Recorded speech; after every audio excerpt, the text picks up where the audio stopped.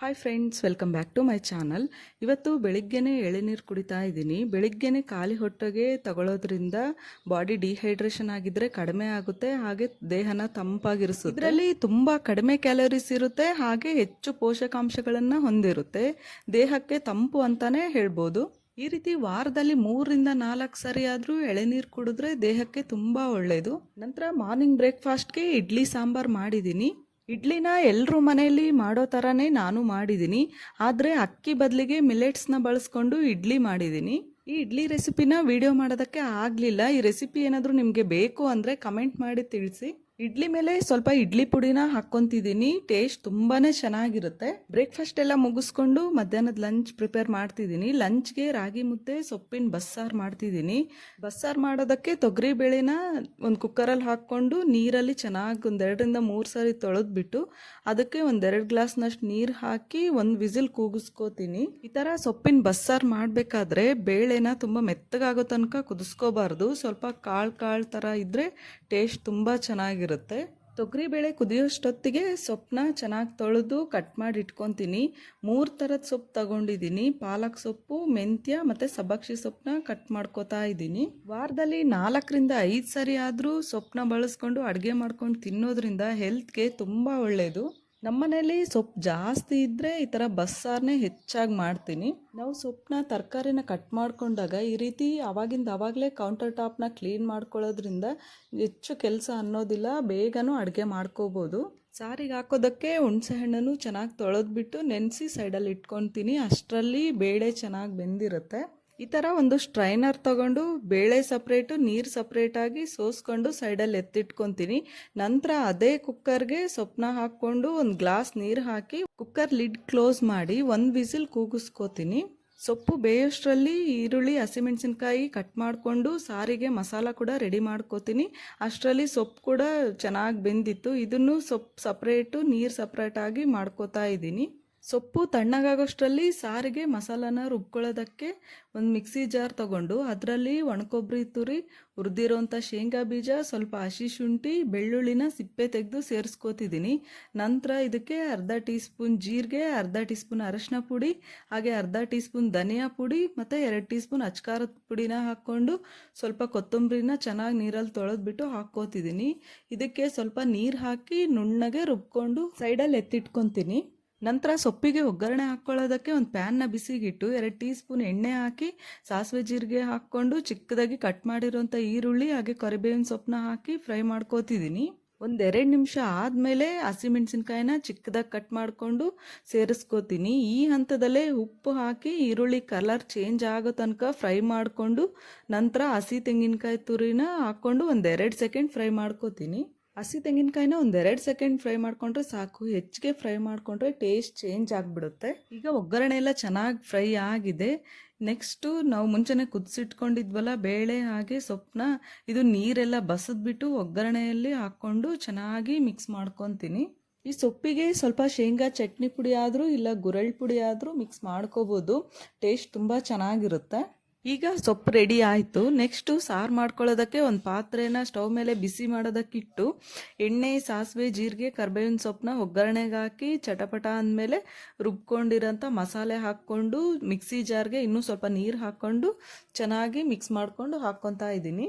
1-2 ನಿಮಿಷ ಮಸಾಲೆದ ಹಸಿ ವಾಸನೆ ಹೋಗೋ ತನಕ ಕುದಿಸ್ಕೊಂಡು ನಂತರ ಮುಂಚೆನೇ ಎತ್ತಿಟ್ಕೊಂಡಿದ್ವಲ್ಲ ಬೇಳೆ ಹಾಗೆ ಸೊಪ್ಪಿನ ನೀರನ್ನ ಅದನ್ನು ಹಾಕ್ಕೊಂಡು ಸ್ವಲ್ಪ ಹುಣಸೆ ರಸನ ಹಾಕ್ಕೊಂಡು ಹಾಗೆ ರುಚಿಗೆ ತಕ್ಕಷ್ಟು ಉಪ್ಪು, ಸ್ವಲ್ಪ ಬೆಲ್ಲನ ಹಾಕ್ಕೊಂಡು ಮಿಕ್ಸ್ ಮಾಡ್ಕೊತೀನಿ. ಮಧ್ಯದಲ್ಲಿ ಮಿಕ್ಸ್ ಮಾಡ್ಕೊತ ಮೀಡಿಯಂ ಫ್ಲೇಮಲ್ಲೇ ಒಂದು 10 ನಿಮಿಷ ಕುದಿಸ್ಕೋಬೇಕಾಗುತ್ತೆ. ಈಗ ಈ ಸಾರಿನ ಪಾತ್ರೆನ ಈ ಕಡೆ ಸ್ಟವ್ ಮೇಲೆ ಕುದಿಯೋಕೆ ಇಟ್ಕೊಂಡು ಮುದ್ದೆ ಮಾಡೋದಕ್ಕೆ ಪಾತ್ರೆ ಇಟ್ಕೊತಿದ್ದೀನಿ. ನಾನಿಲ್ಲಿ ರಾಗಿ ಮುದ್ದೆ ಮಾಡ್ತಾ ಇರೋದು. ಈ ರಾಗಿ ಮುದ್ದೆನ ಒಬ್ಬೊಬ್ರು ಮನೇಲೆ ಒಂದೊಂದು ಥರ ಡಿಫ್ರೆಂಟಾಗಿ ಮಾಡ್ತಾರೆ. ನಮ್ಮ ಮನೇಲಿ ಯಾವ ಥರ ಮಾಡ್ತೀವಿ ಅಂತ ನಿಮ್ಮ ಜೊತೆ ಶೇರ್ ಮಾಡ್ಕೊತಾ ಇದ್ದೀನಿ. ರಾಗಿ ಮುದ್ದೆ ಮಾಡೋದಕ್ಕೆ ನಾನು 2 ಗ್ಲಾಸ್ ನೀರಿಗೆ 1 ಗ್ಲಾಸ್ ಹಿಟ್ಟನ್ನ ಅಳತೆಯಂತೆ ಹಾಕ್ಕೊತೀನಿ. ನಾನಿಲ್ಲಿ 4 ಜನಕ್ಕೆ ಮಾಡ್ತಾ ಇರೋದು. ನೀರು ಹಾಕ್ಕೊಂಡ್ಮೇಲೆ ಅದಕ್ಕೆ ಸ್ವಲ್ಪ ಉಪ್ಪು ಹಾಗೆ ಮನೇಲಿ ಅನ್ನ ಇದ್ದರೆ ಅದನ್ನು ಹಾಕ್ಕೊಳ್ತೀವಿ. ಕೆಲವರು ಅಕ್ಕಿ ನೆನೆಸಿಟ್ಕೊಂಡು ಹಾಕ್ಕೊತಾರೆ ಅಥವಾ ರವೆನೂ ಹಾಕ್ಕೊತಾರೆ. ಈಗ ನೀರು ಚೆನ್ನಾಗಿ ಕುದಿ ಬಂದಮೇಲೆ ಇದಕ್ಕೆ ರಾಗಿ ಹಿಟ್ಟು ಹಾಕ್ಕೊತಾ ಇದ್ದೀನಿ. ರಾಗಿ ಹಿಟ್ಟು ಹಾಕಿದ್ಮೇಲೆ ಮೀಡಿಯಂ ಫ್ಲೇಮಲ್ಲೇ ಹಿಟ್ಟನ್ನ ಚೆನ್ನಾಗಿ ಕುದಿಸ್ಕೋಬೇಕು. ಹಿಟ್ಟು ಚೆನ್ನಾಗಿ ಕುದ್ದು ನೀರೆಲ್ಲ ಕಡಿಮೆ ಆಗಿರುತ್ತೆ. ಆಗ ಮುದ್ದೆ ಕೋಲಿಂದ ಈ ಥರ ಚೆನ್ನಾಗಿ ಮಿಕ್ಸ್ ಮಾಡ್ಕೋಬೇಕು. ಹಿಟ್ಟಿನಲ್ಲಿ ಗಂಟುಗಳೇ ಇರದೇ ಇರೋ ಹಾಗೆ ಒಂದು 5 ನಿಮಿಷ ತಿರುಗಿಸ್ಕೋತಾನೆ ಇರಬೇಕು. ನಂತರ ಇದನ್ನು ನಾನು ಕೆಳಗಡೆ ಇಳಿಸ್ಕೊಂಡು ಈ ಥರ ಚೆನ್ನಾಗಿ ಮುದ್ದೆ ಕೋಲಿಂದ ನಾದ್ಕೊಂಡು ಮುದ್ದೆ ಮಾಡ್ಕೊಳ್ತೀನಿ. ಹಿಟ್ಟು ಬಿಸಿ ಇದ್ದಂಗ್ಲೇ ಚೆನ್ನಾಗಿ ನಾದ್ಕೊಂಡ್ರೆ ಮುದ್ದೆ ಮಾಡೋದಕ್ಕೂ ಚೆನ್ನಾಗಿ ಬರುತ್ತೆ. ಹಾಗೆ ಯಾವುದೇ ಥರ ಗಂಟಿಲ್ದಂಗೆ ಹಿಟ್ಟು ಸಾಫ್ಟಾಗಿ ಆಗುತ್ತೆ. ಈಗ ಒಂದು ಪ್ಲೇಟಲ್ಲಿ ಹಿಟ್ಟನ್ನ ಹಾಕ್ಕೊಂಡು ಕೈಗೆ ನೀರು ಹಚ್ಕೊತಾ ಮುದ್ದೆ ಮಾಡ್ಕೊಳ್ತೀನಿ. ಈಗ ಬಿಸಿ ಬಿಸಿಯಾಗಿ ಮುದ್ದೆ ರೆಡಿ ಆಯಿತು. ಇದ್ರ ಜೊತೆಗೆ ಸೊಪ್ಪು ಹಾಗೆ ಸೊಪ್ಪಿನ ಬಸ್ಸಾರು ರೆಡಿ ಇದೆ. ಸರ್ವ್ ಮಾಡ್ತಾ ಇದ್ದೀನಿ. ಟೇಸ್ಟ್ ಅಂತೂ ತುಂಬ ಚೆನ್ನಾಗಿರುತ್ತೆ. ನೀವು ಒಂದ್ಸರಿ ಟ್ರೈ ಮಾಡಿ. ಕೆಲವ್ರಿಗೆ ಈ ಥರ ಮುದ್ದೆ ಸೊಪ್ಪಿನ ಸಾರು ಮಾಡೋದು ಗೊತ್ತಿರುತ್ತೆ, ಕೆಲವ್ರಿಗೆ ಗೊತ್ತಿರಲ್ಲ. ಹಾಗಾಗಿ ಗೊತ್ತಿಲ್ಲದಿರೋರು ಈ ಥರ ಟ್ರೈ ಮಾಡಿ ಟೇಸ್ಟ್ ಮಾಡಿ ನೋಡಿ, ನಿಮಗೂ ಖಂಡಿತ ಇಷ್ಟ ಆಗುತ್ತೆ. ಮಧ್ಯಾಹ್ನದ ಊಟ ಎಲ್ಲ ಮುಗಿಸ್ಕೊಂಡು ಪುಂಡಿ ಸೊಪ್ಪಿನ ಚಟ್ನಿ ಅಥವಾ ಉಪ್ಪಿನಕಾಯಿ ಮಾಡೋಣ ಅಂತ ಎಲ್ಲ ರೆಡಿ ಮಾಡ್ಕೊಂಡಿದ್ದೆ. ಇದು 2 ಕಟ್ಟಾಗೋಷ್ಟು ಪುಂಡಿ ಸೊಪ್ಪನ್ನ ನಾನು ಬಿಡಿಸ್ಕೊಂಡು ನೀರಲ್ಲಿ ಚೆನ್ನಾಗಿ ವಾಶ್ ಮಾಡಿ ಸ್ಟ್ರೈನರೆಲ್ಲ ಇಟ್ಟಿದ್ದೀನಿ, ನೀರೆಲ್ಲ ಇಳ್ಕೊಳ್ಳಿ ಅಂತ.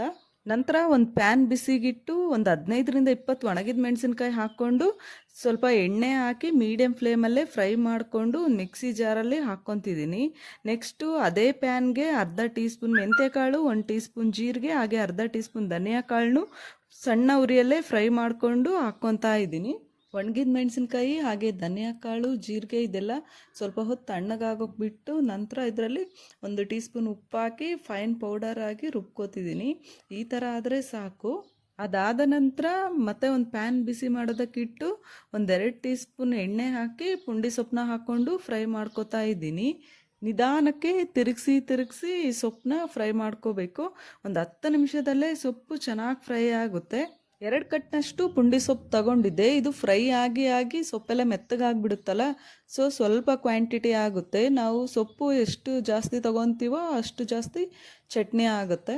ಈಗ ಸೊಪ್ಪೆಲ್ಲ ಕರಗ್ಬಿಟ್ಟು ಫುಲ್ ಚಟ್ನಿ ಥರ ಆಗಿದೆ. ಈ ಟೈಮಲ್ಲೇ ನಾವು ಮುಂಚೆನೇ ರುಬ್ಕೊಂಡಿದ್ವಲ್ಲ ಪುಡಿನ ಹಾಕ್ಕೊಂಡು ಚೆನ್ನಾಗಿ ಮಿಕ್ಸ್ ಮಾಡ್ಕೋಬೇಕು. ಈಗ ಈ ಚಟ್ನಿಗೆ ಒಗ್ಗರಣೆ ಹಾಕ್ಕೋತಿದ್ದೀನಿ. ಒಂದು ಪ್ಯಾನ್ ಬಿಸಿಗಿಟ್ಟು 2ರಿಂದ 3 ಟೇಬಲ್ ಸ್ಪೂನ್ನಷ್ಟು ಎಣ್ಣೆ ಹಾಕ್ಕೋತಿದ್ದೀನಿ. ಎಣ್ಣೆ ಜಾಸ್ತಿನೇ ಹಾಕ್ಕೋಬೇಕಾಗುತ್ತೆ. ಎಣ್ಣೆ ಬಿಸಿ ಆದಮೇಲೆ ಇದಕ್ಕೆ ಸಾಸಿವೆ, ಜೀರಿಗೆ, ಉದ್ದಿನಬೇಳೆ, ಕಡಲೆಬೇಳೆ ಹಾಕಿ ಫ್ರೈ ಮಾಡ್ಕೋತಿದ್ದೀನಿ. ಬೇಳೆಗಳೆಲ್ಲ ಸ್ವಲ್ಪ ಕಲರ್ ಚೇಂಜ್ ಆದಮೇಲೆ ಇದಕ್ಕೆ ಹಸಿ ಕರಿಬೇವು, 1-2 ಗಡ್ಡೆ ಬೆಳ್ಳುಳ್ಳಿನ ಸಿಪ್ಪೆ ಸಮೇತ ಹಾಕ್ಕೊಂಡು ಫ್ರೈ ಮಾಡ್ಕೋತಿದ್ದೀನಿ.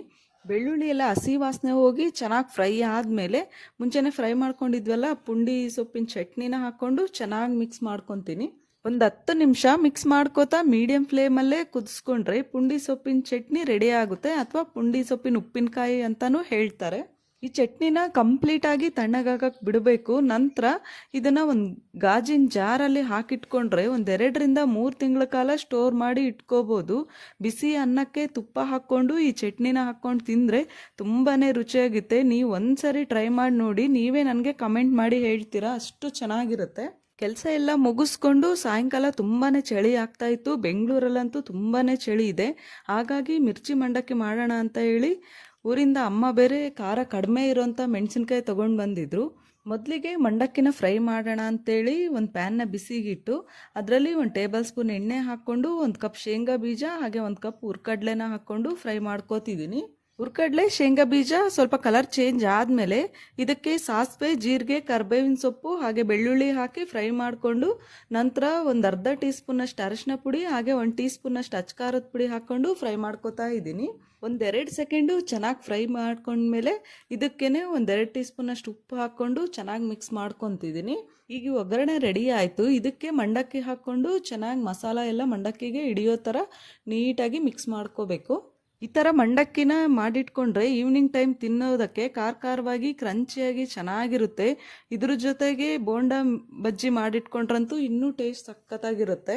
ಬೋಂಡ ಬಜ್ಜಿ ಮಾಡೋದಕ್ಕೆ ನಾನು ಈ ಥರ ಮೆಣಸಿನ್ಕಾಯಿ ತೊಗೊಂಡಿದ್ದೀನಿ. ಇದನ್ನು ಮುಂದ್ಗಡೆ ಸ್ವಲ್ಪ ಕಟ್ ಮಾಡಿಬಿಟ್ಟು ಸೀಳಿಸಿ ಬೀಜನೆಲ್ಲ ತೆಗೆದು ಇಟ್ಕೊಂಡಿದ್ದೀನಿ.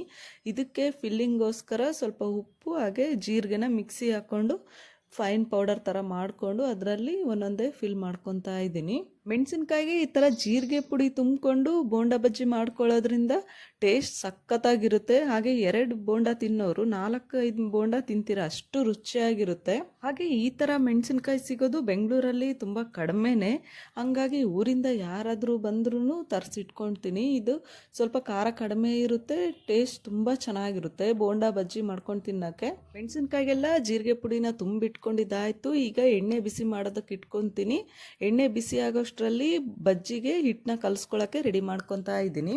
ಬಜ್ಜಿ ಹಿಟ್ಟು ಕಲಸೋದಕ್ಕೆ ಒಂದು ಬೌಲ್ ತಗೊಂಡು ಅದರಲ್ಲಿ ಕಡಲೆ ಹಿಟ್ಟು ಹಾಕ್ಕೊಂಡು 1 ಟೀ ಸ್ಪೂನ್ ಓಂಕಾಳನ್ನ ಕೈಯಲ್ಲಿ ಕ್ರಷ್ ಮಾಡಿ ಹಾಕ್ಕೊತಿದ್ದೀನಿ. ಟೇಸ್ಟ್ ತುಂಬ ಚೆನ್ನಾಗಿರುತ್ತೆ ಅಂತ. ಜೊತೆಗೆ ಸ್ವಲ್ಪ ಜೀರಿಗೆ ಹಾಗೆ ರುಚಿಗೆ ತಕ್ಕಷ್ಟು ಉಪ್ಪು, 1 ಚಿಟಿಕೆ ಅಡುಗೆ ಸೋಡಾ ಹಾಕ್ಕೊಂಡು ಸ್ವಲ್ಪನೇ ನೀರು ಹಾಕೋತಾ ಕಲಿಸ್ಕೋಬೇಕು. ನಂತರ ಇದಕ್ಕೆ ಒಂದು ಅರ್ಧ ಹೋಳಿಗಿಂತ ಕಡಿಮೆ ನಿಂಬೆಹಣ್ಣಿನ ರಸ ಹಾಕ್ಕೊಂಡ್ರೆ ಬಜ್ಜಿ ತುಂಬ ಟೇಸ್ಟಿಯಾಗಿ ಹಾಗೆ ತುಂಬ ಕ್ರಿಸ್ಪಿಯಾಗಿ ಬರುತ್ತೆ. ಬಜ್ಜಿ ತಣ್ಣಗಾದ್ರೂ ಕ್ರಿಸ್ಪಿನೆಸ್ ಹಾಗೆ ಇರುತ್ತೆ, ಹೋಗೋದಿಲ್ಲ, ತಿನ್ನೋಕ್ಕೂ ತುಂಬ ಚೆನ್ನಾಗಿರುತ್ತೆ. ನಂತರ ಇದಕ್ಕೆ 1-2 ಟೀ ಸ್ಪೂನ್ನಷ್ಟು ಬಿಸಿ ಎಣ್ಣೆನ ಹಾಕ್ಕೊಂಡು ಒಂದೇ ಡೈರೆಕ್ಷನಲ್ಲಿ ಮಿಕ್ಸ್ ಮಾಡ್ಕೋತಿದ್ದೀನಿ. ಅಷ್ಟರಲ್ಲಿ ಎಣ್ಣೆನೂ ಚೆನ್ನಾಗಿ ಬಿಸಿಯಾಗಿರುತ್ತೆ. ಈಗ ಮೆಣಸಿನ್ಕಾಯಿನ ಹಿಟ್ಟಲ್ಲಿ ಚೆನ್ನಾಗಿ ಡಿಪ್ ಮಾಡಿ ಫ್ರೈ ಮಾಡ್ಕೋತಾ ಇದ್ದೀನಿ. ಬಜ್ಜಿ ಮೆಣಸಿನ್ಕಾಯಿ ಮಾಡುವಾಗ ಮೆಣಸಿನ್ಕಾಯಿ ಮೇಲೆ ಕೋಟಿಂಗ್ ದಪ್ಪವಾಗಿ ಬೇಕು ಅಂದರೆ ನೀವು ಹಿಟ್ಟನ್ನು ಮಂದವಾಗಿ ಕಲಿಸ್ಕೋಬೇಕಾಗುತ್ತೆ. ಇಲ್ಲ ಮೆಣಸಿನ್ಕಾಯಿ ಹಿಟ್ಟು ಕೋಟಿಂಗ್ ತೆಳು ಬೇಕು ಅಂದರೆ ಹಿಟ್ಟನ್ನ ತೆಳು ಕಲಿಸ್ಕೋಬೇಕಾಗತ್ತೆ. ಫ್ಲೇಮ್ನ ಕಡಿಮೆ ಮಾಡಿಕೊಂಡು ಬಜ್ಜಿನ ಫ್ರೈ ಮಾಡಿಕೊಂಡ್ರೆ ಹಿಟ್ಟು ಒಳಗಿಂದನೂ ಚೆನ್ನಾಗಿ ಕುದೀತಾ ಬಂದು ಚೆನ್ನಾಗಿ ಉಬ್ಬುತ್ತೆ. ಮೆಣಸಿನ್ಕಾಯಿ ಹಾಗೆ ಕ್ರಿಸ್ಪಿಯಾಗಿರುತ್ತೆ. ನಿಧಾನಕ್ಕೆ 2 ಕಡೆನೂ ತಿರುಗಿಸ್ಕೊಂಡು ಚೆನ್ನಾಗಿ ಫ್ರೈ ಮಾಡಿಕೊಂಡ್ರೆ ಬಿಸಿ ಬಿಸಿಯಾಗಿ ಬೋಂಡಾ ಬಜ್ಜಿ ರೆಡಿ ಆಗುತ್ತೆ. ಇದೇ ರೀತಿ ಎಲ್ಲ ಬಜ್ಜಿನೂ ಫ್ರೈ ಮಾಡಿಕೊಂಡೆ. ಈಗ ಬಜ್ಜಿನೂ ರೆಡಿ ಆಯಿತು. ಈ ಥರ ಮಂಡಕ್ಕಿ ಮಿರ್ಚಿ ಜೊತೆ ಒಂದು ಈರುಳ್ಳಿ ಸರ್ವ್ ಮಾಡಿಕೊಂಡ್ರೆ ಟೇಸ್ಟ್ ಅಂತೂ ತುಂಬ ಚೆನ್ನಾಗಿರುತ್ತೆ. ಇವತ್ತಿನ ಡೇ ಹೀಗಿತ್ತು. ಈ ವಿಡಿಯೋ ಇಷ್ಟ ಆಗಿದ್ರೆ ಸ್ವಲ್ಪನಾದರೂ ಯೂಸ್ಫುಲ್ ಅಂತ ಅನಿಸಿದರೆ ಲೈಕ್ ಮಾಡಿ, ಶೇರ್ ಮಾಡಿ, ಸಬ್ಸ್ಕ್ರೈಬ್ ಮಾಡಿ, ಹೀಗೆ ಸಪೋರ್ಟ್ ಮಾಡ್ತೀರಿ. Thanks for watching.